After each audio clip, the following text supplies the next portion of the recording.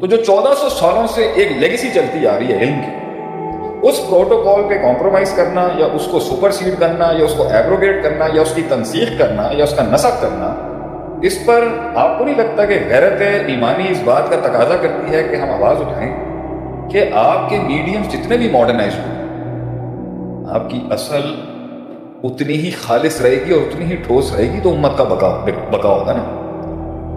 امت کی جو بقا ہے وہ تو اسی پہ ہے کہ اصل اتنی خالص رہے۔ حیرت کی بات ہے، کچھ بے وقوفانے جملے بھی سننے کو ملتے ہیں کہ اصل کو ماڈرنائزڈ ہونا چاہیے۔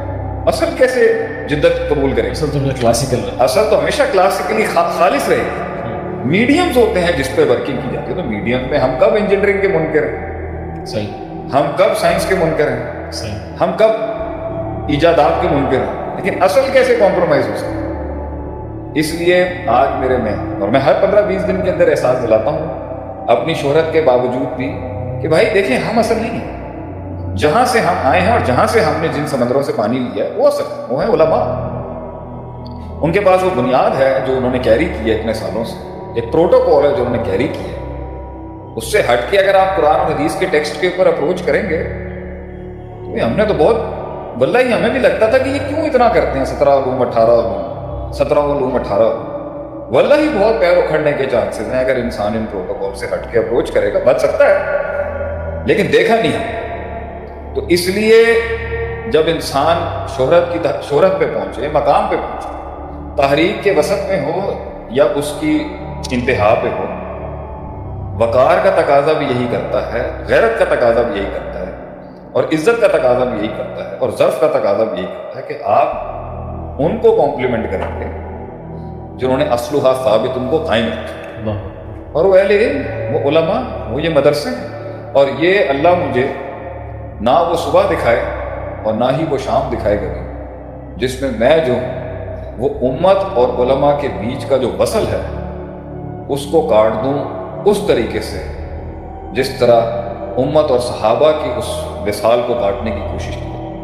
شیخ فوزان کا میں نے نقطہ یہ پڑھا تھا شرح السنہ جب میں پڑھاتا تھا امام بربہاری کی رحمہ اللہ علیہ، کہ صحابہ کے ساتھ لوگوں کے مسائل آپ لوگ ڈسکس کرتے ہیں، ان کے مشاجرات کو لوگوں کو پبلک میں لانے کا شوق ہے، میں اس پر کامنٹ تو بعد میں کروں گا۔ میرا سب سے بیسک سوال ہے کہ میرے باپ تک میرے والد گرامی محمد رسول اللہ صلی اللہ علیہ وسلم امت کے باپ جو ہیں، قوموں کے باپ ہیں، امام الانبیاء، امام الثقلین، سید الانبیاء، سید البشر، احسن الخلقی، اکمل الخلقی، اشرف الخلقی، عارف الخلقی، اعظم الخلق، انور الخلق، the best and the best ever to walk on the face of the earth۔ ان کے اور ہمارے بیچ میں جو یہ وصال ہے، یہ وصل ہی یہ سند ہی صحابہ سے مل کے جاتی ہے۔ میں صحابہ کو کیوں کنٹروورشل بناؤں جب مجھے پتا ہے کہ یہی ایک رستہ ہے میرے نبی تک پہنچنے کا۔ یہ انہوں نے لکھا تھا کہ ایک نگاہ ہے ان کو دیکھنے کی کہ یہ سلسلہ خراب ہو جائے، اور ایک نگاہ ہے ان کو دیکھنے کی کہ میں نے قوموں کو جو ان کے بعد ہزاروں سال بعد آنی ہے ان کو ان کے نبی سے آپ صحابہ کے بغیر ملا ہی نہیں سکتے۔